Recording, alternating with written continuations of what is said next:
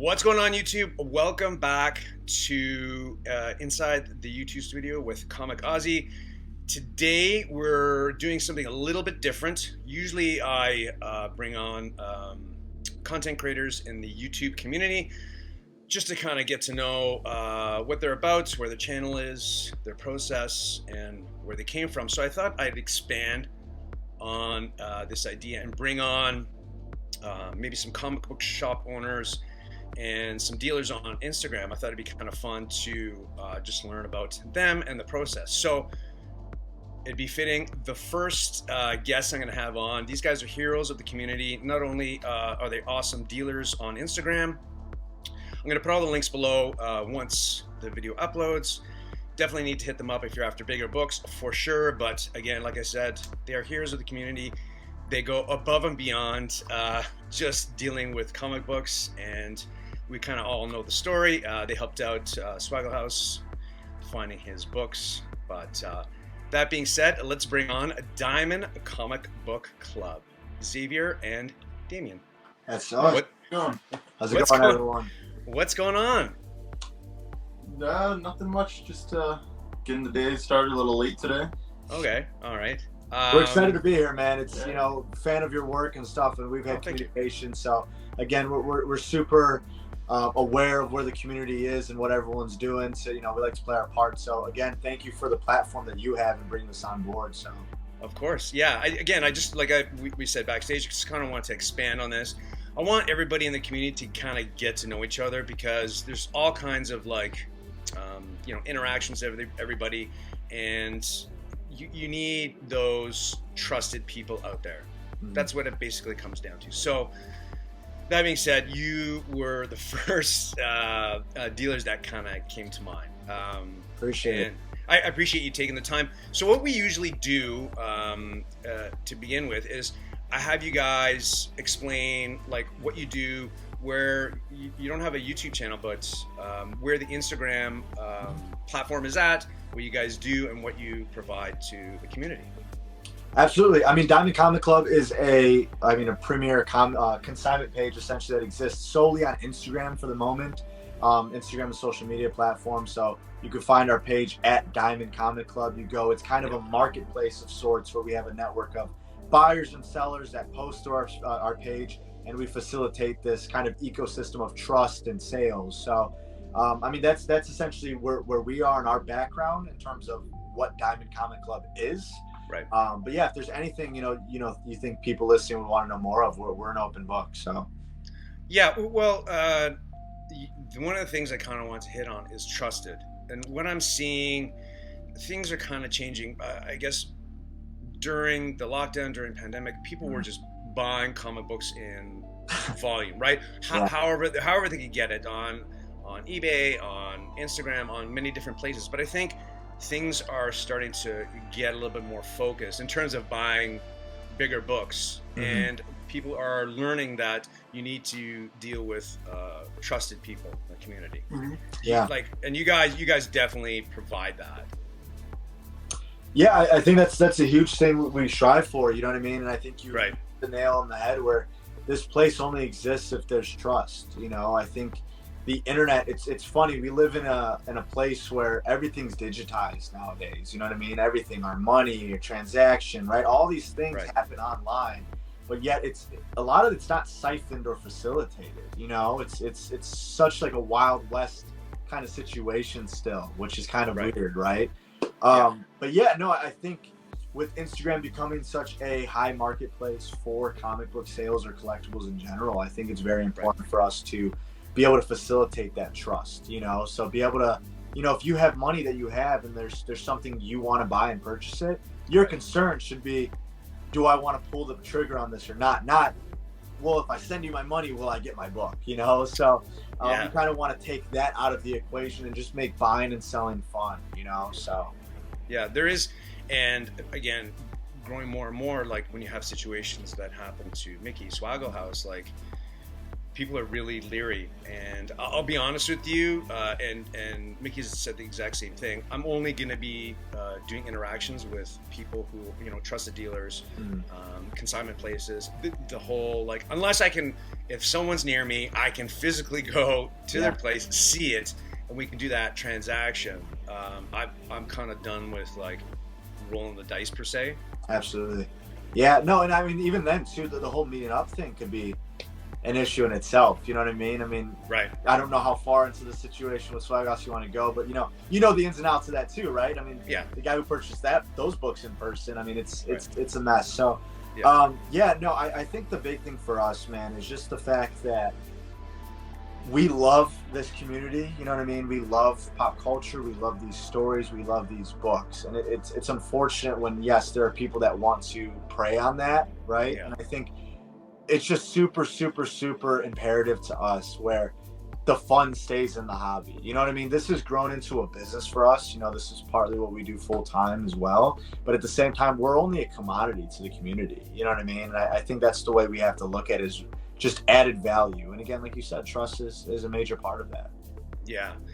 That being said, so you guys, let's get paint a picture of what you guys do, because you are a consignment place. Like, do you physically hold the book sometimes, or is it more like the books are in locations? You deal with trusted other dealers, you know? Just let's get a sense of where these books are and how you deal with them. Yeah, and feel free to chime in whenever you feel the urge. Yeah, I mean, books never touch our hands. Okay. We go through a thorough process of taking a look at people who reach out to us, like, hey, you know, give us some information about your consignment. Right. We'll get some references from them, thoroughly vet them.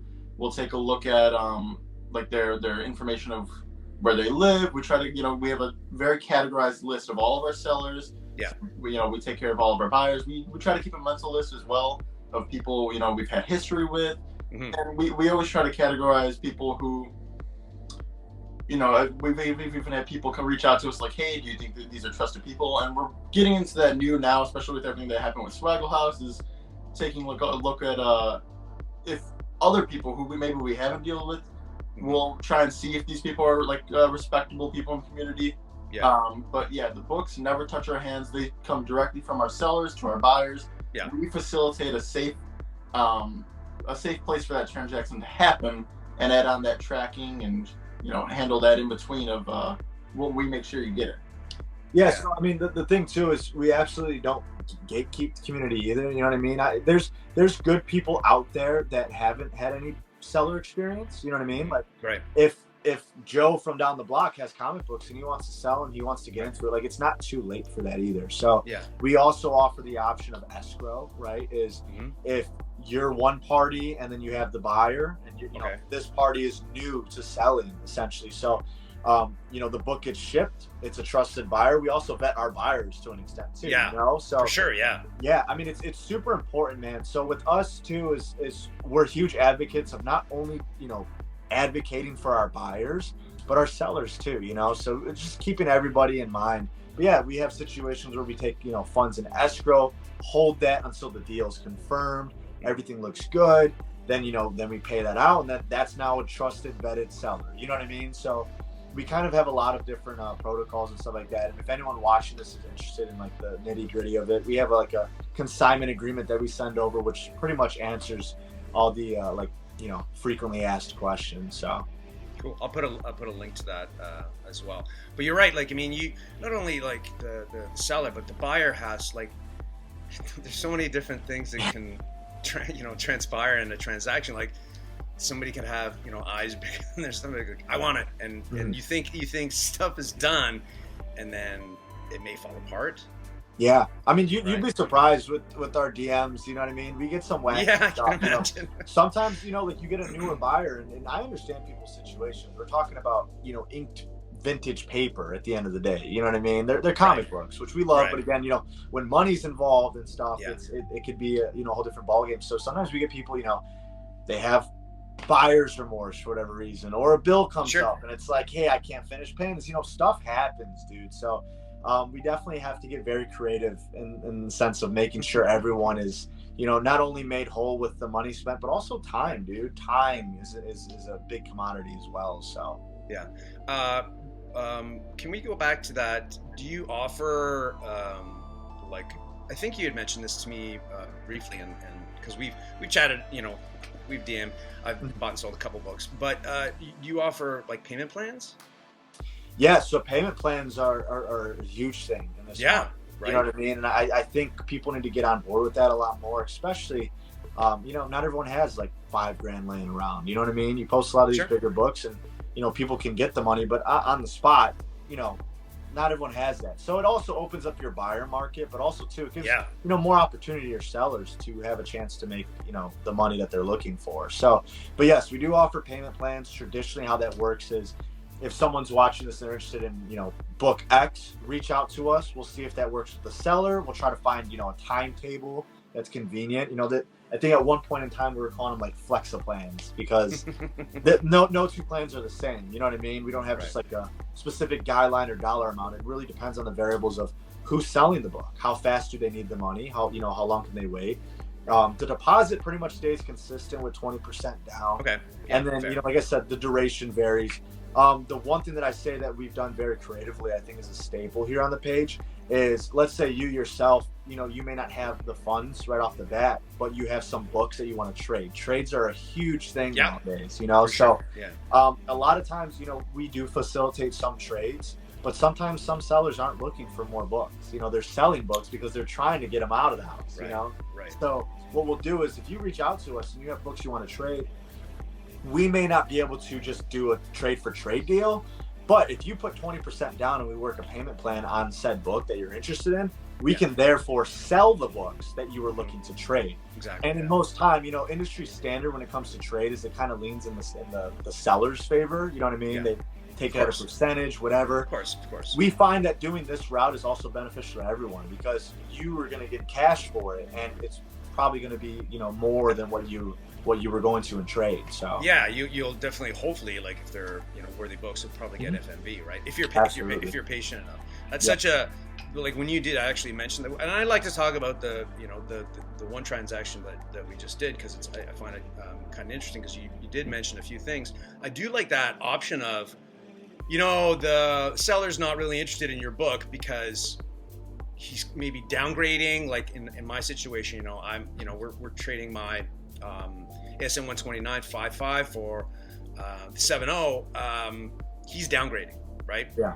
And sometimes the dealer just does not want to do that. I completely understand. But you made the suggestion where, all right, so you secure the book 20%, and then you take my 5.5, put it up on the market, and see if that sells. And then if it get FMV, it might work out more to my favor, or whomever. That was a super interesting way to look at it. So yeah, absolutely. I mean, at the end of the day, whatever we can do to facilitate something, you know what I mean, is you have someone who's looking for a book, and then you have someone who's trying to get rid of something. So if we can make them meet in the middle somehow, and really do our job as middlemen, you know what I mean. At the end of the day too, also I'm very open about it. That's what we get paid for, so we should be doing the work, rather than just throwing up a post, you know what I mean. So we understand the responsibility there too. So that's why we try to go above and beyond as well. So yeah, there's definitely a lot more behind the scenes than you just getting a lot of followers and just posting up some books and people are like, okay, I'll take it. Yeah, there's the whole facility. There's a whole background that you guys, the work that's being done. Maybe some people miss that in general. They just think that you're just buying, trading books. I can imagine it's a ton of work. Yeah, but I take that as a compliment. If the experience it seems simple, then I think we're doing something right. You know what I mean? I don't want it to be this huge convoluted process for anybody. If it is for us behind the scenes, where we're 24/7, very literally on our phones doing stuff, like, that's fine. That's us. You know what I mean? But it should be as simple as, if you reach out and there's a book you want to buy or sell, it should just be like, wow, that was really simple. Yeah. So the couple transactions, and we're just still in the process of one. It was super seamless. Like, it's so much easier and more pleasurable to do it this way than just like I said, you're just like a crapshoot. You have no idea. You're dealing with some guy and you have to look it up. Oh my God, let me see his Facebook page. Let me see if he's legit. And then the book doesn't get shipped out, or even communication. You're like, what happened? And of course, and then certain situations like swag, it turns into a bit of a scam. So I can see why people are definitely turning towards guys like you and other dealers on Instagram. It's a great way to buy, sell, trade up books. Absolutely, and I think that's an important thing to touch on as well, is the fact that, like, you know, we play our piece in the community, but there's an abundance of fantastic people out there who Right. you know, go above and beyond as well. You know, there's other consignment pages as well that, like, as a consumer, I purchase from. You know, so definitely don't want to diminish that as well. As there's, if you're a listener, watcher, or viewer, there's a lot of great places to you know, partake in this hobby. I think we're just one of them. You know, so 100%. So now we have an idea of, you know, you, the kind of background of Diamond Comic Book Club. Is there anything else? I saw a couple. I went onto one stream where you were doing a live sale. Like, do you do that often, or is that something that you plan on doing more? Or yeah, I mean, did you want to talk about live sales? Yeah, live sales was actually more my center point. I was in charge of taking care of finding, you know, sellers to get it all set up. Then, you know, we would organize it, try and get at least like 1 to 2 weeks in advance. We get a spreadsheet going of all the books they're going to have, prices, and just makes it easier for the seller. Obviously, the best thing we can do for our sellers to make seamless sales, and then at the end of the day, make it even easier to have a list of people who they need to ship out to, total invoices, and handle everything else. Just as you know, being where the market is, it's just the world economy at the moment where things are really, you know, market's in a free fall. You know, it makes it difficult, and it's definitely a buyer's market. But live sales have been becoming a little more difficult. So for the time being, what we're going to do is taking a bit of a step back. We did want to try to be a little more consistent, but being where things are, we're just going to take a little bit of break for live sales. We do want to come back to them at some point. Maybe when the market's in a little bit of a better place, but after talking to some people, it just makes more sense for everyone. Mostly our sellers, you know, we don't want to waste their time, to just take a little bit of a break for the time being. Yeah, I think the thing that we, you know, I think the point Damian's trying to get across is we're all, you know, we're still learning, expanding, and growing and doing what we can and trying to figure out what works and what doesn't. You know what I mean? And I think, you know, we tried live sales, and, you know, we've made some good money for our sellers, you know, that hosted their nights and got some great deals for some buyers. But I think for us, the big thing is a lot of times, especially with the market, like you mentioned, is it's not that things aren't selling. I think just people need a little bit more decisiveness with their choices, right? Is, you know, we lived in a time in 2020, 2021 where you just hop on a live stream all night and you're just window shopping and just buying stuff because it's, oh, that's a good price, that's a cool book. Right. I think now we live in a time where people kind of have a book in mind that they're looking for, right? Also, too, they have a certain price range, and then also everyone kind of has access to, you know, GPA and FMV, and I think we're at that stage as a collector's market, at least on Instagram, where people are a lot more educated, which is a good thing. You know what I mean? I think people understand the value of stuff, and there's ways to access those numbers. So I think when it comes to live sales, it also doesn't allow them time to do the research and stuff, because you know, we say this all the time, is we can have a book on live stream that doesn't sell, but yet we can list it for a little bit over we had on the live stream on the page, and it'll sell, you know, within a couple, you know, hours, you know. So I think that's the thing Damian was trying to get, as, you know, we're going to take a back step on that, and it's not really innovative or exciting to us. And I think the thing is we want to, you know, be a little different, you know, like the posting format on our page, right? The you know, the artwork and stuff that we do and stuff like that. Like, we just want to, you know, add a little flavor, a little taste. Not that anything's lacking from anywhere else. It's just more so like, you know, our own signature of, you know, what we would like as consumers as well. So yeah, setting yourself apart per se. Yeah, absolutely. Because you're right. There's a ton of dealers out there, but aside from knowing what you're about, sometimes maybe it is a visual thing to a consumer. Absolutely. And I think that's, it's interesting too, is like, you know, having certain staples. You know, our goal is, when you know, for the viewer watching, we post pictures of the book. You know, if you're not familiar, we post pictures of the book. Not only would we post the, you know, title of, you know, the book, the grade, what page quality, and then like what's significant about the book. We also, you know, kind of have like an artwork that kind of is like an accent to, you know, to the book. And the thing with that too is, like, you know, from the start when I started doing that, I wanted something where you're scrolling on your, you know, Explore page, your feed, you know, that's a Diamond Comic Club book because of, you know, the presentation, which I think is important. So it's cool that you can set yourself apart that way. Absolutely. I wanted to go back on the whole consumer aspect. And I think you're completely right. I think people are a little bit more savvy, a little bit more, they're trying to come into it with a lot more knowledge. But I also think that the community has kind of shed a lot of individuals who were just in it for, you know, the fun, needed something to do, and they're like, let me just collect some books, and but also at that particular point in time when it was like that frenzy, nobody really in pricing, they're like, who knows what the price of the book was going to be, because everything was just like shooting up. So you're like, I'll buy it. Yeah, I'll buy it without you doing your research, right? And if you looked at all GPA analysis, books were just doing this. So you're like, I'm going to buy this book, and it's just going to keep going up and up and up. So I think a lot of that has kind of gone to the wayside. And now, I'm not saying you have more serious collectors, but you have more serious collectors, right? So it's a good place for you guys as well.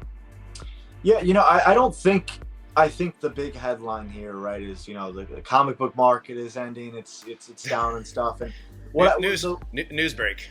Yeah, right. And I think the thing is like, sure, we're definitely experiencing a pullback and stuff, you know, but in very, you know, layman's terms, I just think in the macro, the value of a comic is way more than it was before. And I think it will continue to be that way. Sure, in the micro, when you have some astronomical explosion of prices, like, you're gonna, you know, experience that drop as well. But, you know, I think just it's important to people, you know, eager to get in the hobby, or people that are in the hobby debating if, you know, do I want to get out because of, you know, fiscally where I'm at with it, you know, stuff like that. I think it's very important to understand that, you know, people are still buying. It's just the fact, like you said, it's just, you know, people a little bit more reserved, or that price point has to make sense. But again, we're things are up in the macro, which is important, you know. And it's not that this hobby is about money or the value of a book, right? I had a good friend of mine, Adam, who's also in the community, who always chimes in on the fact of, if your books were worth $0 tomorrow, would you still want them? You know, and I think that's an important question to ask yourself, you know. And,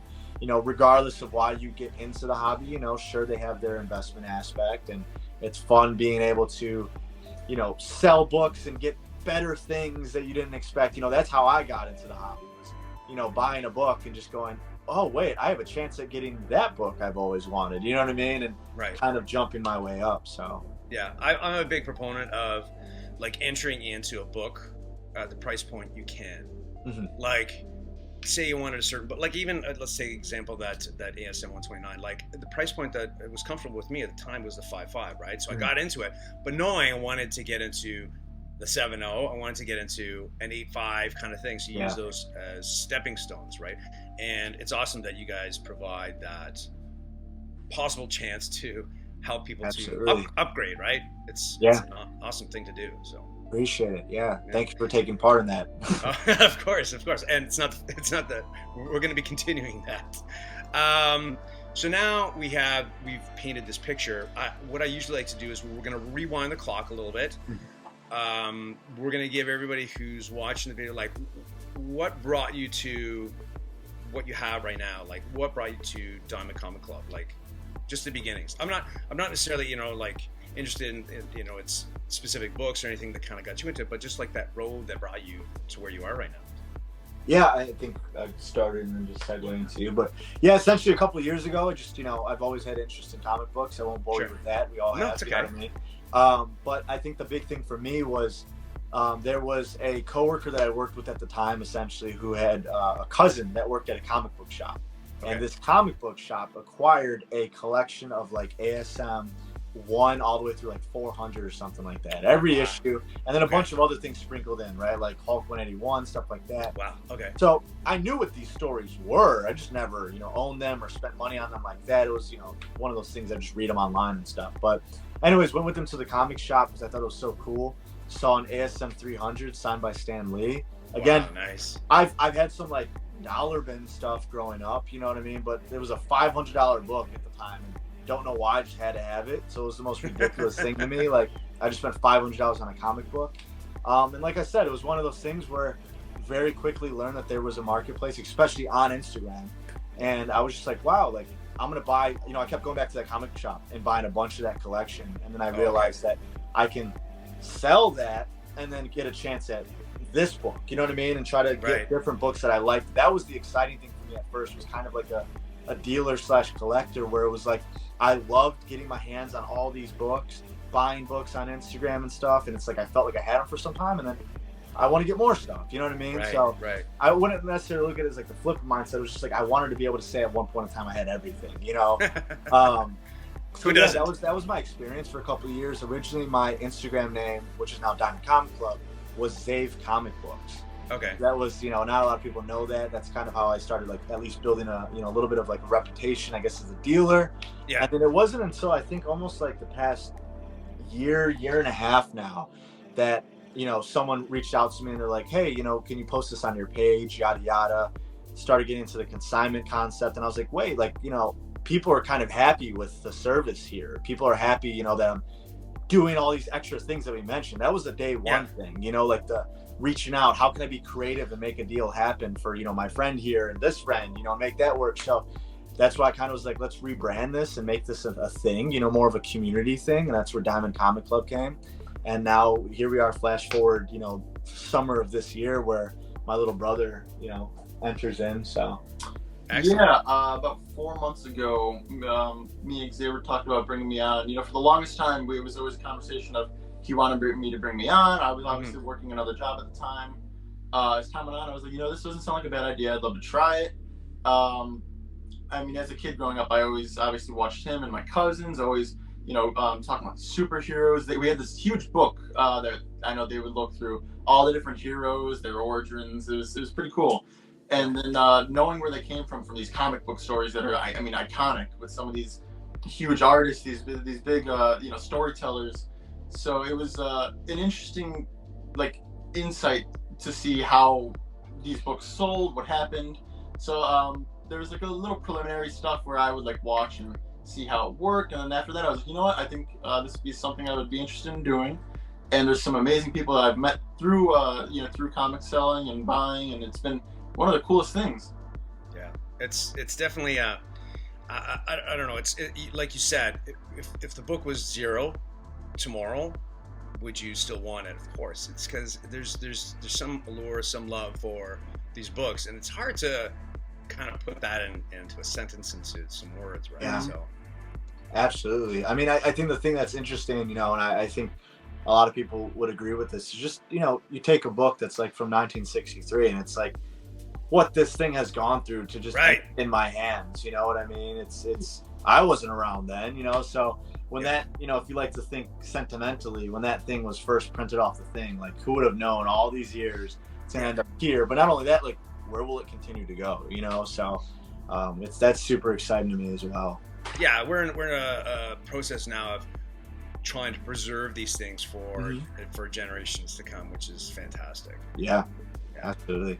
That's really cool. So, did you guys both collect? Like, yeah, I think we both collect kind of different things too. I have more so of the comic book stuff and a bunch of other random stuff, but I think he's just more into like the pop culture aspect, and then Funko Pop, like a big thing of his. Oh my god, it's draining, man. I've poured too much money.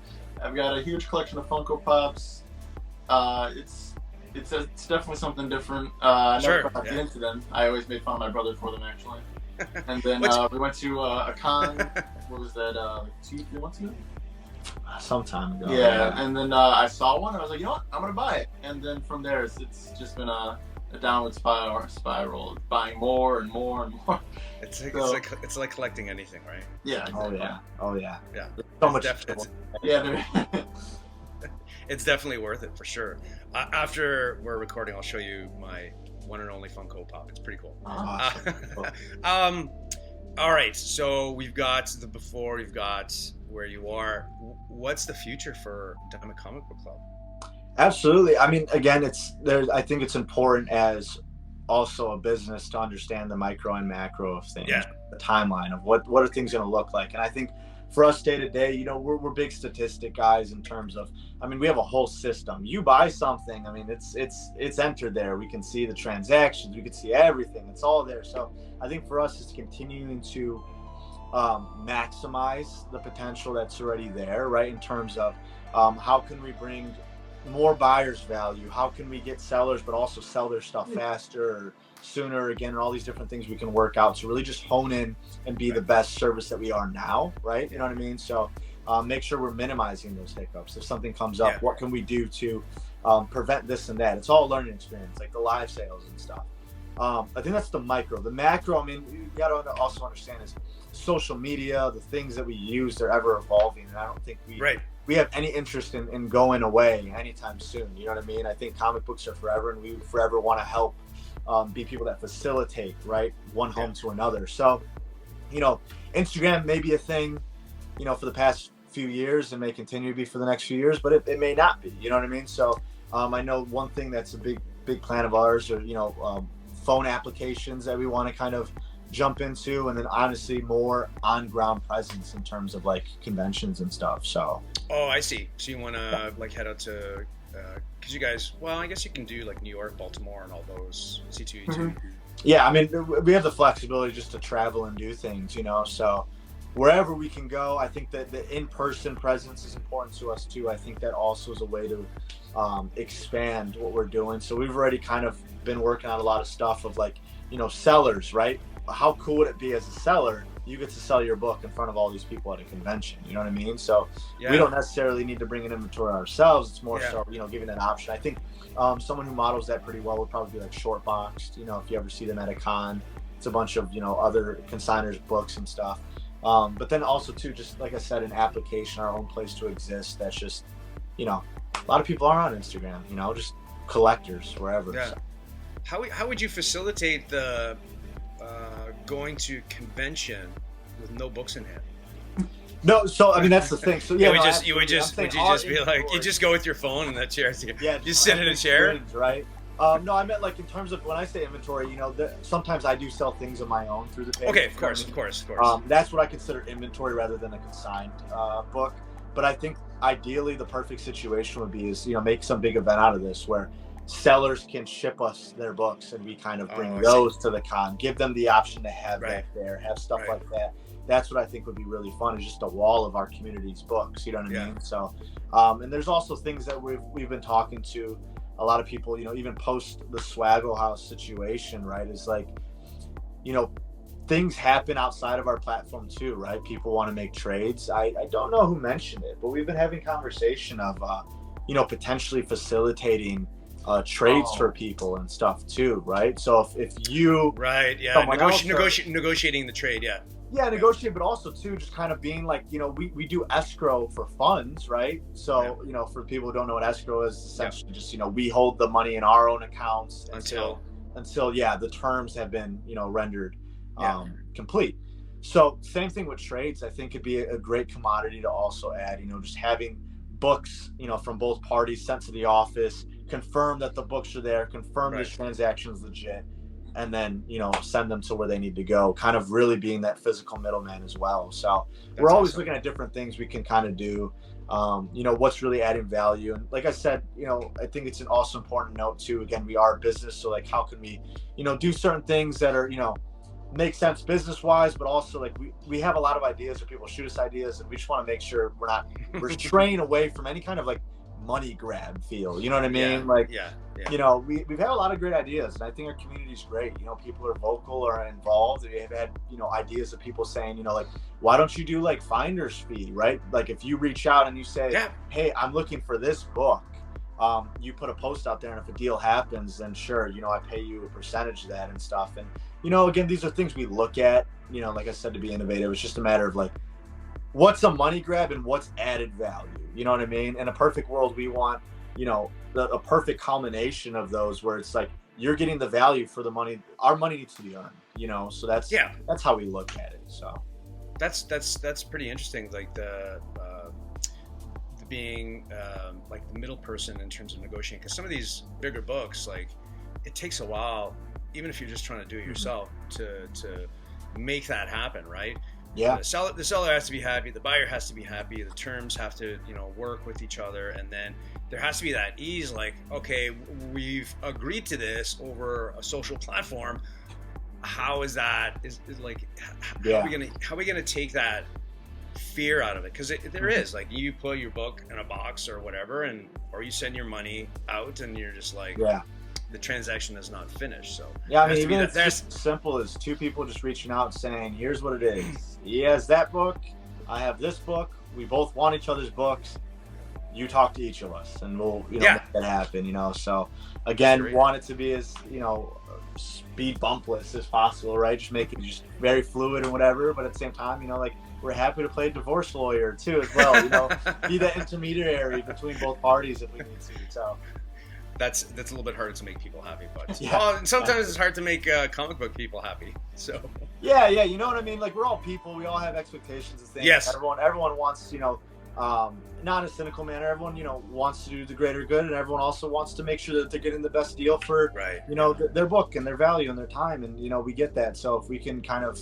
not to be a broken record, but if everyone can walk away with that experience, why would we not want that, So. Yeah.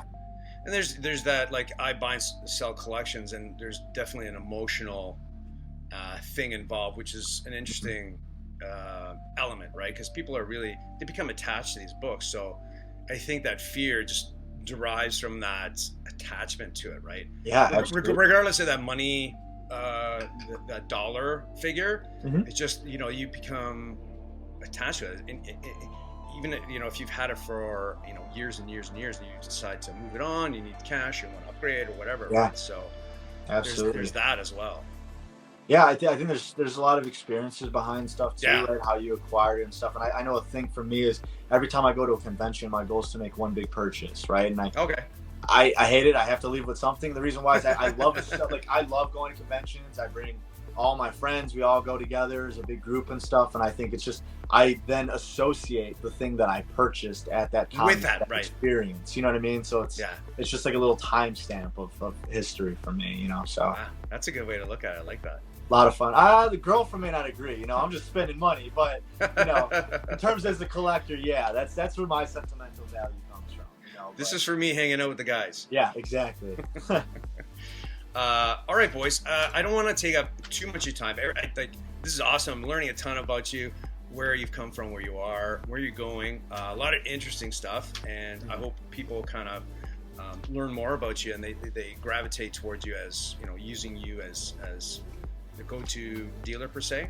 But as I mentioned before, we're at the particular point in time. People have gotten to know you, but I have a questionnaire. It's 10 questions, and you guys can answer. There's no one can be. I just want you to answer. Don't answer off each other's answer. Just to get to know you a little bit better. So this comes from inside the actor studio. James Lipton used to ask actors this, just again to get more of a sense of who they are. It's just a fun way. So did you want one from each of us essentially? Yeah, 100%. I'm gonna ask a question, and you can either you say it at the same time, and we'll just kind of go through it. There's no. Okay. I was gonna have one block out but it's too complicated that way. Gotcha. Okay. All right. So first question is, what's your favorite word? Can I say it? Yeah, I'm not asking a pizza or burger or stuff like that. Yeah. Oh, I love a good F-bomb, dude. Okay. I just, I love communicating, and it's a fun one to say. Wow, that's a hard one. My favorite word. What are you using? Sorry? It's supposed to be rapid fire, man. Donut. There you go. All right. That's good. That's the word. What's your least favorite word?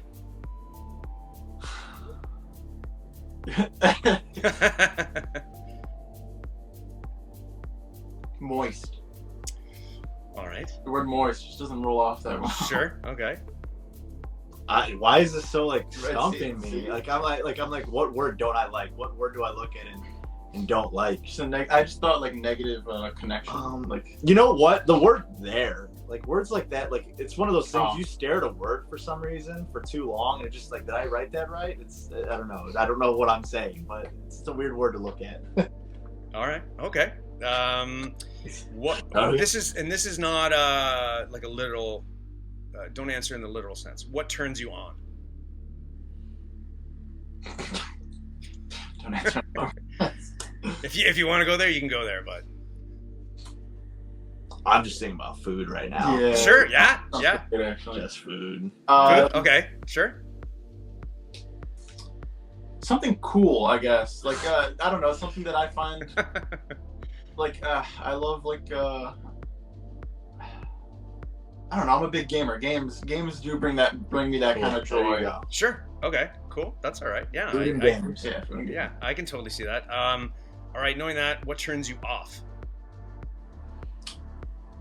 Sleep. I don't like sleep. Oh, I should have said sleep for the first one. Sleep is whole.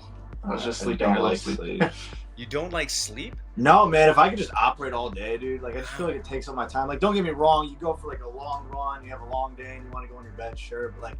I don't know. I go to bed every night. It's like, dude, there's things I want to do right now. Like, so. Okay. Yeah, sleep, I think, for me.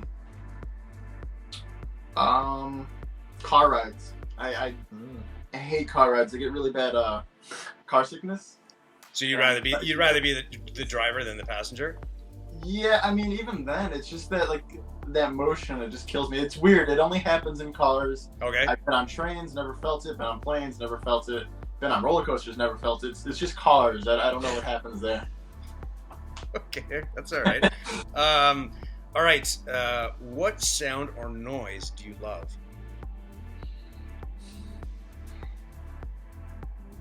Water. I love the sound. It's a very beautiful noise. Oh, dude, thunderstorms. That is an abundance of sounds. But I will be happy to sleep then. I love thunderstorms. Okay, that's all right. Yeah. Just rain. Oh, especially if you have like a metal sheeted roof type thing, and you just hear it like a warehouse or something. You just hear, oh, dude, yeah, that's great. There's some of those YouTube channels, like a sleep YouTube channel that is just rain. Or I do that all the time. And thunderstorm, you can just listen to it and fall asleep. That's interesting. I like that too. That's pretty cool. And the sound of water, like even at the ocean or a river, it's pretty cool. Yeah. All right. What sound or noise do you hate? The iPhone alarm. Like, they could be pleasant sounds. Yeah. There's nothing composed wrong with these sounds. It's just they're forever going to be ingrained as a negative experience, and I will never, ever, ever like them. It's just rush of anxiety comes. Yeah, I have to wake up. Oh my god, I got to do. Yeah, like in public, an alarm goes off. No, yeah, what's happening, right? No, mine's definitely like metal scraping. I used to work in a restaurant, so the sound of people like with metal knives on plates, and it was it killed me. Yeah, I can totally agree with that. This is gonna be awesome. You already said what your favorite word was, but what is your favorite curse word?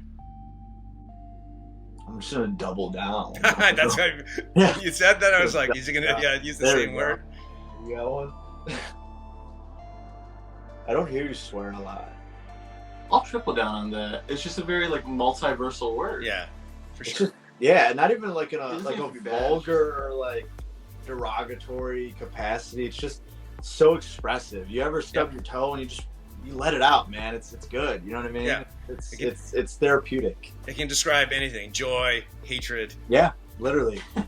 It's good stuff. Good stuff. Yeah, it's actually one of my favorites as well. All right, so 2 more questions. What profession, other than you own, what would you like to attempt? Well, I also make music for a living, so I would love to continue to drive that. So I think that's my answer. But in terms of something I'm not involved in, like absolutely, I think film will always be like the epitome of my being. Like I'm at the movies every Thursday for every new movie. Like there's nowhere in the planet that makes me happier than the movie theater. So that's awesome. Yeah, that's great. Pokemon trainer? I know. I'm currently a pre-med student, so that's kind of in my line right now. But yeah, something I'm like not attempting at the moment. Me and him had this conversation recently of branching into different markets. My dream, for the longest time. Say it. Oh, it's it. What is it? I have wanted to own and operate a vending machine company. A what? A vending machine company. So just like getting vending machines out there. It's just I love the idea of like that passive income and like it's just so random. I love vending machines. I love vending machines.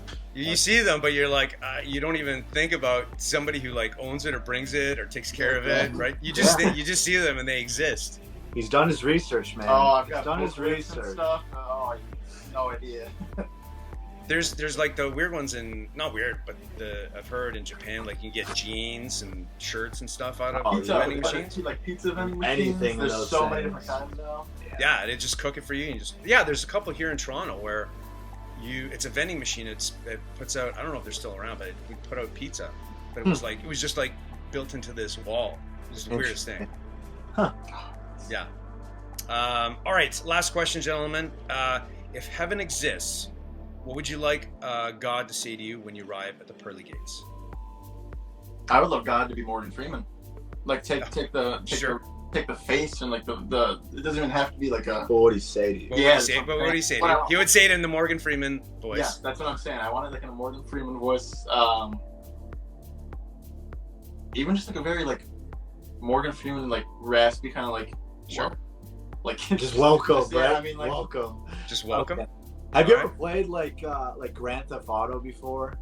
Yeah, a long time ago. Yeah. Yeah. So when you beat the game, like I know certain games have this where they give you a statistic of like all the times you did something, like money spent or stuff like that. I would love for him to stand there with the list and give me like all the most useless facts of my life. Right? Like this is you spent X amount of hours. Eating, or you did this, or this is the amount of times you said the F word, like just a list, and that'd be the coolest thing, right? I just want to know how much time I spent doing things. Like those facts would be so interesting to me. Better yet, no, I'd like to change mine now that you. Okay, you can change it. Yeah. I'd love to just have like a 20-question questionnaire, like just right when I got up there, like anything I want, I'll get an honest answer. Okay. Just any questions I want, like when I was in second grade, did that girl like me? Like answers stuff like that. Yeah, dude. I have like endless, like I'll never know. But in the Morgan Freeman voice. Oh, that would be even better. not James Earl Jones, Morgan Freeman. That's got to be Morgan Freeman. There's just he's played God. Mine takes the shape of like Danny DeVito. I think. Danny DeVito, something like that. That's hilarious. Okay, gentlemen, you survived. There were just kind of to like get to know you a little bit better. Sometimes after we're done, people have told me that, you got me kind of thinking about certain things. So it's just a fun little. Yeah, no, it's a lot of fun, man. It was a good part. All right, we're done. Again, I want to take up too much of your time. So before we go, is there anything you want to tell the public about yourself, upcoming stuff? I'm going to put a link to everything in the description, but is there anything else that tell everybody? Don't mean to steal the spotlight, but if you're watching this, make sure to subscribe, like, do it. Hey, this is a great channel here. Thank you. But outside of that, I think the big thing to hone in here is there's things that we're passionate about in life, and I think for us, us nerds on this, platform, I think comic books are one of them. So do your part, and just make sure you're having fun, and make sure other people around you are having fun. That's all. Exactly. Final remarks. No, I mean, as far as he pretty much said everything. I want to box here. That's all good. Oh, I'm good. Awesome. Okay. All right, guys. That's it. Thank you so much for taking the time today. Again, I consider you guys heroes. You know why? But you are, becoming, or you already are a pillar of the community, and I appreciate everything you do. And I wish you continued success. So likewise. Thanks, guys. That's it for today. Hope everybody has a fantastic day, and I will see you soon. Cheers.